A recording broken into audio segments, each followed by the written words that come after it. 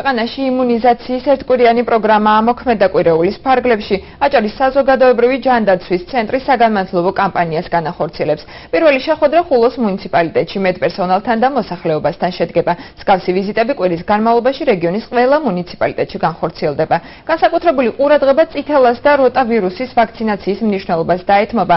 აჭარის საზოგადოებრივი ჯანდაცვის ცენტრის ხელმძღვანელის განცხადებით 2013 წლის მარტიდან ქვეყანაში ახალი როტავირუსის საწინააღმდეგო აცრების გაკეთება დაიწყო. ეს უკანასკნელი პატარებს დიარეის მძიმე ფორმისაგან დაიცავს. შეგახსენებთ, ევროპული კვირეული აცერი და დაიცავი ევროპის 53 ქვეყანაში ტარდება. პროექტში საქართველოს 2007 წლიდან ჩაერთო. ევროპული იმუნიზაციის კვირეული დაიწყო. კვირეულის ფარგლებში იგეგმება საინფორმაციო შეხვედრები მოსახლეობასთან, სამედიცინო პერსონალთან.